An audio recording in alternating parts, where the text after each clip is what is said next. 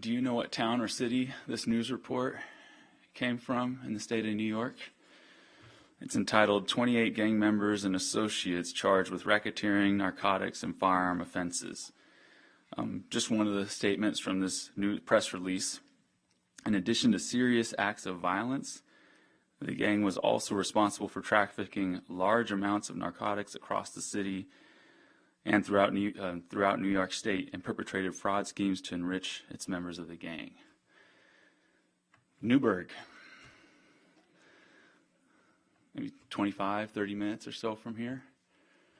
I'm sure you feel the same way. That's too close to home. What happens if we broaden our scope to that of a global scale? What do we see? We see exactly what Jesus foretold. It's found at Matthew chapter 24. We're going to read verse 3 and then verses 6 through 8. Matthew 24, verse 3, and then verses 6 through 8. While he was sitting on the Mount of Olives, the disciples approached him privately, saying, "Tell us, when will these things be, and what will be the sign of your presence and of the conclusion of the system of things?" Notice Jesus' response, verses 6 through 8. "You are going to hear of wars and reports of wars. See that you are not alarmed, for these things must take place, but the end is not yet. For nation will rise against nation, and kingdom against kingdom, and there will be food shortages and earthquakes in one place after another. All these things are beginning of pangs of distress." And we won't turn there, but in the parallel account in Luke, it adds to this list pestilence or disease. So, natural disasters, specifically earthquakes, wars, disease, poverty. Without any doubt, these are the things that are the times that we are living in. We are seeing them today. We are living in the conclusion of the system of things. And what have these conditions done to people? Do they feel safe? Well, no. We see it in our neighbors. We see it in people these days. They're on edge. They're more divided than ever. They respond more violent than ever. But did you notice what Jesus actually said in verse 6? He said, "See that you are not alarmed." In the parallel account in Luke, he says, "See that you are not terrified." How is that possible? How is it possible to be facing terrifying conditions and not be terrified? Well, that's what we're going to discuss today. Specifically, two questions. We're going to first consider, how does Jehovah God help us to have real safety? And then next, we'll consider, how does the example of Noah help us to see how Jehovah protects and saves his people? So first, how does Jehovah help us to have real safety? Jehovah has given us a very powerful assurance. It's found at Proverbs chapter 18, verse 10. Please turn there. Proverbs 18, verse 10. As we read this, consider, what does it mean to flee to the tower? Proverbs chapter 18, verse 10. "The name of Jehovah is a strong tower. Into it the righteous one runs and receives protection." Why was Jehovah's name compared to a strong tower? Well, first, let's just consider what purpose towers served in ancient times. You might see the image there. Towers were located along outer city walls or also in open fields where a worker or a traveler, if they came under attack or their life was threatened, they could flee into the tower and be raised high out of reach safe, as it says in the footnote. But let's just imagine that we're living during ancient times. And if you look in the image there, if you can see, there's like this little guy with like his beast of burden. It might be a donkey or a camel. It's kind of hard to tell. But let's just imagine that's us. Maybe we're tired from the journey. We've almost made it to the safety of the tower. But as we're walking, we hear some movement in the bushes behind us. And as we turn and look, we realize it is not the movement of a small woodland creature, but out steps a lion, its mouth still bloody from a fresh kill. And as we turn and look at it, our eyes lock with it, which you're not supposed to do that, but we do it by accident. So we see it, and we recognize this is not a stand your ground situation. There's death in his eyes. We are next. Who would have thought you had Olympic speed? You are running with everything you have. It doesn't matter what ligaments you tear or what muscles you pull. Forget your beast of burden. Doesn't matter what possessions you lose along the way. And as you are running to the tower, you can feel his claws at your heel. And then you get inside. Door shuts. Safety. You're safe. How does Jehovah's name do that for us?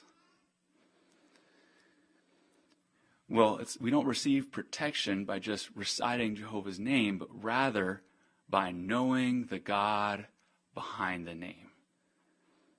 As it says in the verse, if we are righteous or we do what is right in Jehovah's eyes, thus demonstrating we know Jehovah.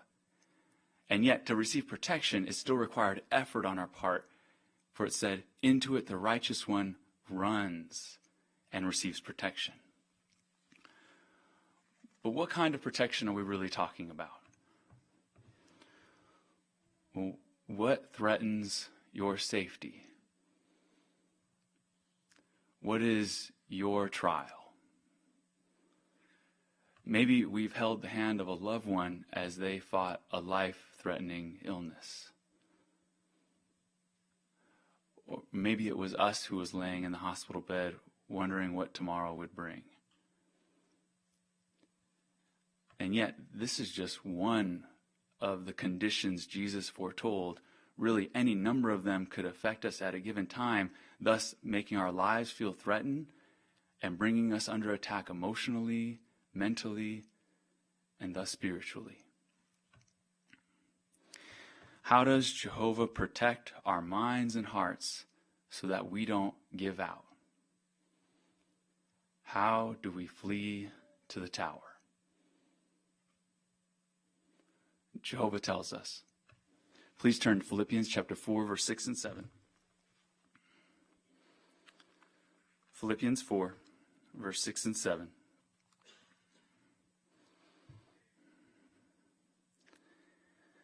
There it says, do not be anxious over anything, but in everything, by prayer and supplication along with thanksgiving, let your petitions be made known to God.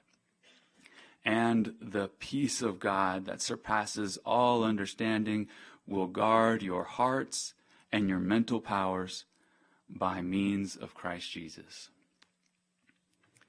This is how we flee to the tower. Prayer. This verse is speaking of the importance of prayer. And really two aspects. Supplication along with thanksgiving. But first let's consider, what is prayer?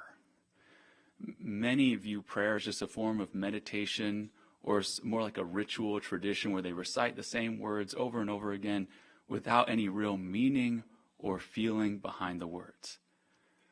But prayer spoken of in the Bible is real communication with Jehovah our God.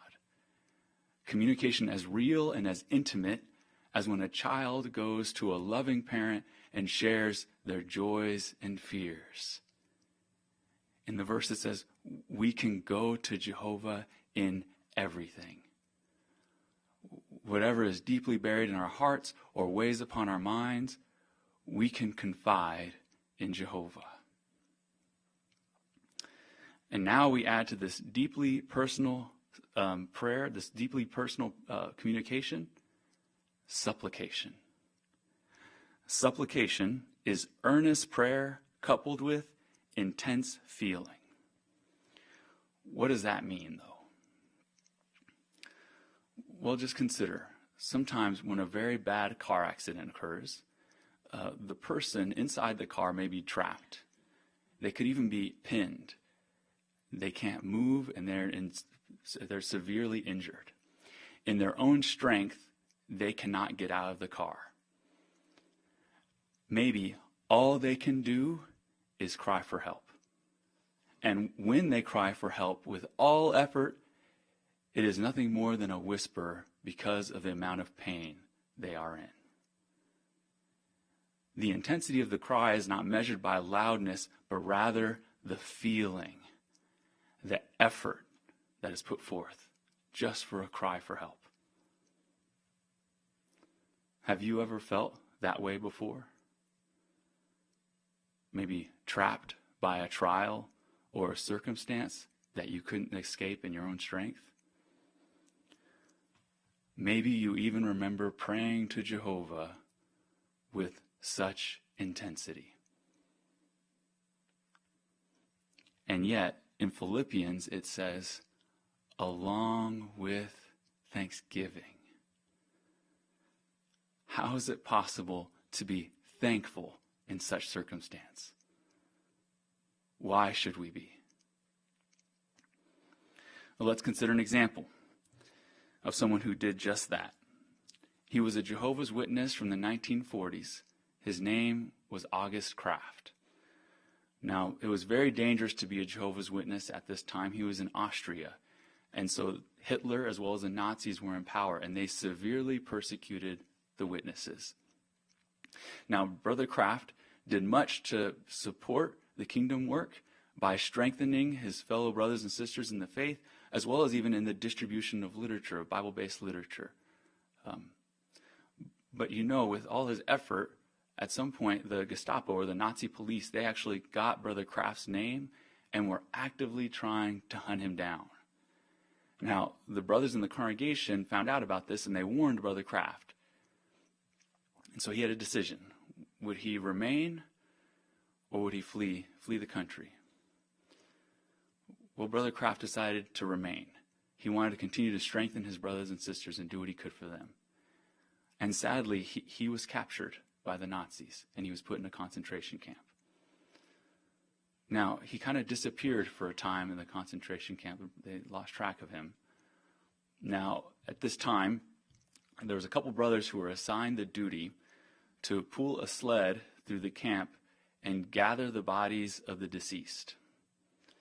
As they were performing this duty, it led them to a barracks where persons who were kept who were dying of dysentery. And there they found Brother Kraft. And as I'm sure you understand, they were just overwhelmed to see their dear brother, who they knew had done so much for Jehovah, in this state. Incredibly sad. But you know what Brother Kraft did? He just endeavored to calm them down, and he said, I thank Jehovah for everything. Brother Kraft was focused on the many blessings Jehovah had given him throughout his life. Brother Kraft was trapped, even facing death. He was thankful.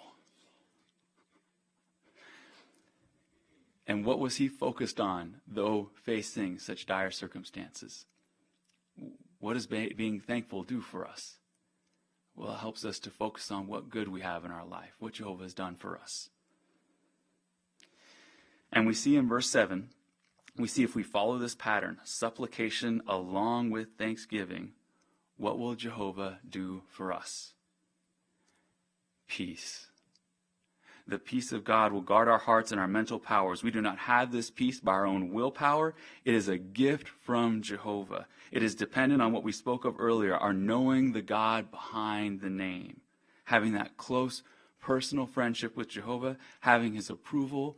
We know we can trust our God fully. And then at the end of verse 7, it says, by means of Christ Jesus. what was made possible by the greatest act of love ever. Jehovah sending his son, Jesus giving his life. We recognize our friendship with Jehovah would not be possible without this sacrifice. And we know whatever trial we may face, whatever harm is done, it is only temporary. It will be undone by the hope provided by his life. Why is that comforting? Knowing that whatever harm, whatever circumstances we face now, it is only temporary. Well, just consider, let's say for work, we have to take a bus to be able to go to work. And so one day we get on the bus and we sit down and another man gets on the bus. It's an armed gunman. This is now a hostage situation. Our lives and the lives of our fellow bus passengers are now in his hands. Until we learn a very valuable detail. It's a water gun. The damage he can do is temporary at best. And that's what knowing the truth, knowing what's accomplished by Jesus' sacrifice, does for us. We are no longer held hostage by the many lies promoted in today's world, but rather we know whatever harm is done, it is only temporary and can be undone by the hope provided by his life. And that is comforting. Now let's consider, how does the example of Noah help us to see how Jehovah protects and saves his people? Jesus made a very powerful comparison. Please notice Matthew chapter 24, verses 37 through 39.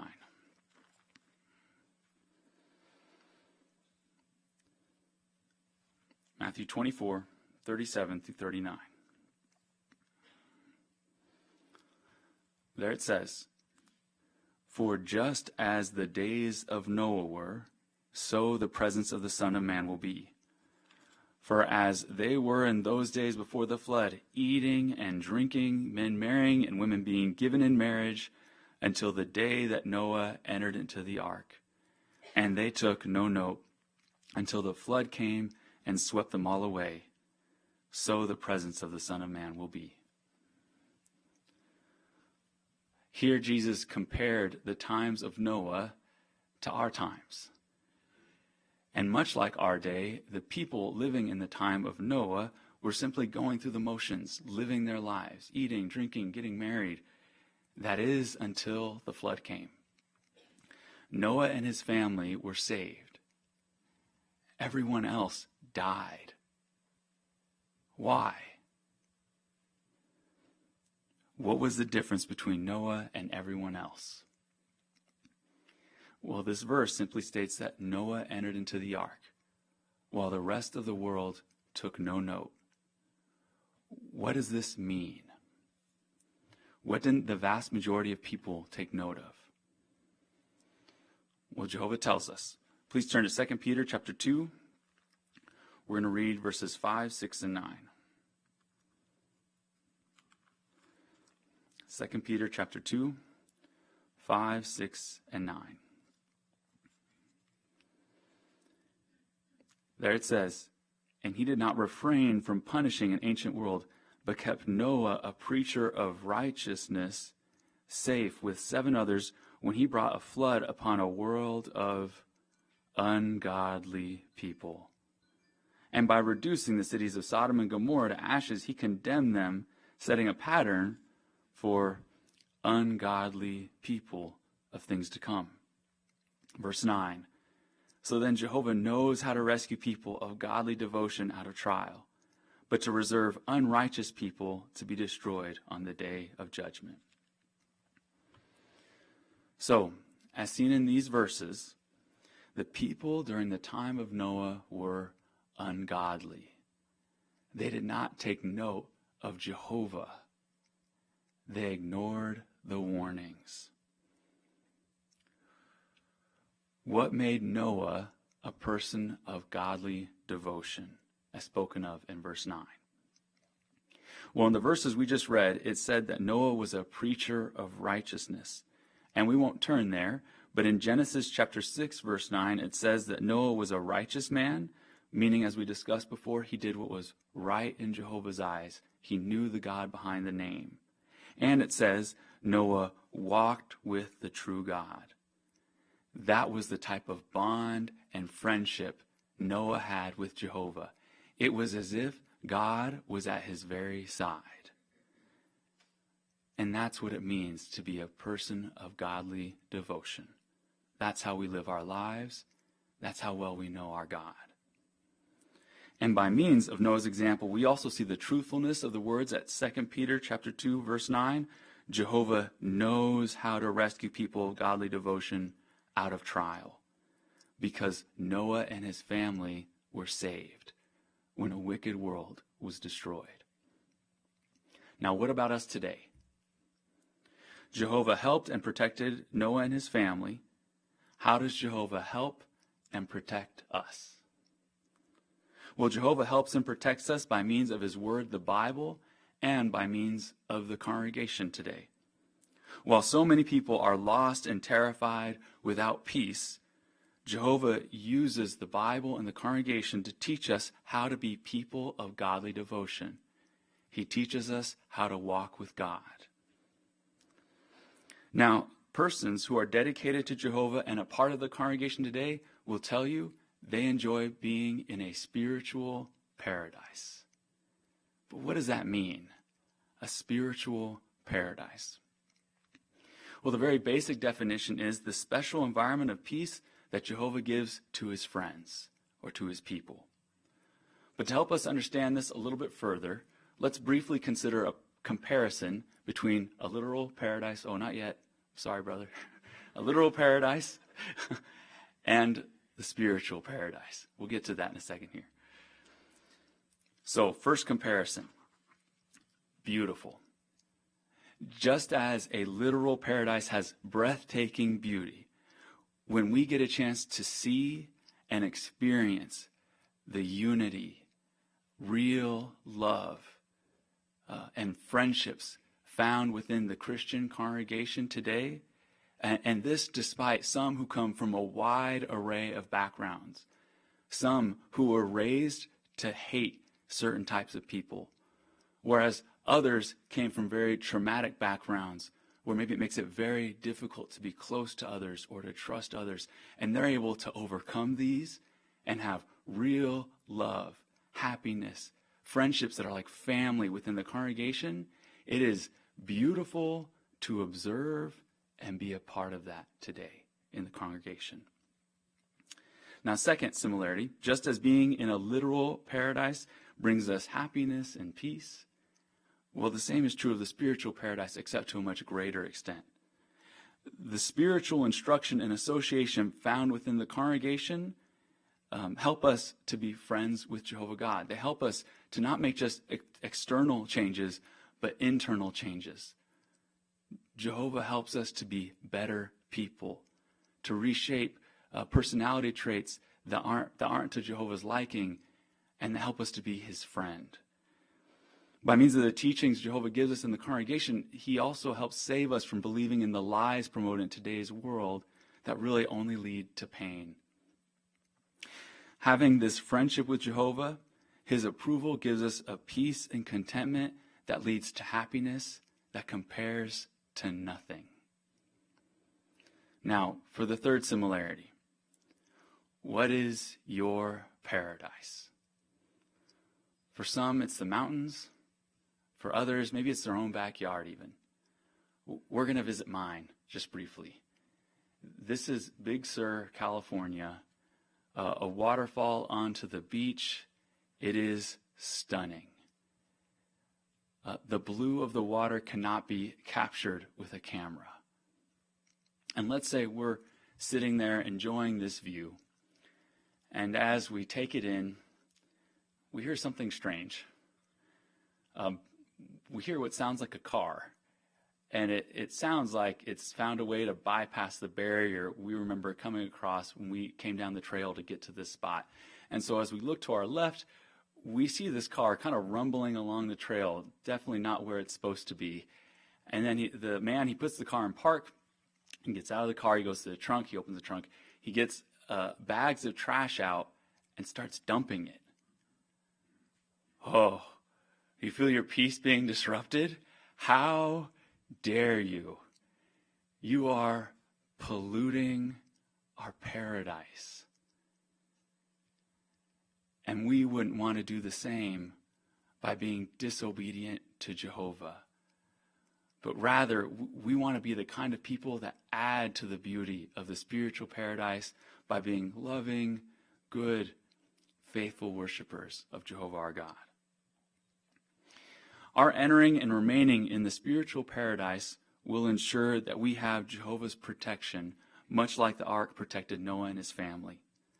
The end of this system will come. That was what we read about as part of the promise seen in 2 Peter. God has set a pattern for ungodly people. He will not tolerate wickedness forever. Those who remain in the spiritual paradise have a beautiful hope for the future. So, just in review, how does Jehovah God help us to have real safety? Well, when we are friends with Jehovah, we know we can turn to him. He is our tower. By means of prayer, he gives us the peace of God that will guard our hearts and our mental powers. How does the example of Noah help us to see Jehovah can protect and save us? Well, Noah was a man of godly devotion. He walked with the true God, and because of that, Jehovah protected him and his family and saved them. And he does the same for us if we remain in the spiritual paradise. How grateful we are to have real safety now. While the turmoil and horrific nature of this world will only continue to become more chaotic, making people more afraid, we can enjoy true peace. And yet we must be on guard against a false sense of peace that at one point Satan will have many people fooled. Let's read about this. It's found in 1 Thessalonians chapter 5, verse 2 and 3. 1 Thessalonians chapter 5, verse 2 and 3. For you yourselves know very well that Jehovah's day is coming exactly as a thief in the night. Whenever it is they are saying peace and security, then sudden destruction is to be instantly on them, just like birth pangs on a pregnant woman, and they will by no means escape. This claim to peace and security is false. And really, any claim made by human governments that they can finally make their citizens safe are lies. We know where real safety is found. It's with Jehovah. By drawing close to him and living in harmony with his standards found in the Bible, we can be genuinely safe. And while we must face the stresses of this imperfect world and may even face death, Jehovah will not forsake us. Even if we may die or face death, we know Jehovah has promised to resurrect such faithful ones. May we all then be confident that if we walk with Jehovah, our friend, we can feel safe in this troubled world.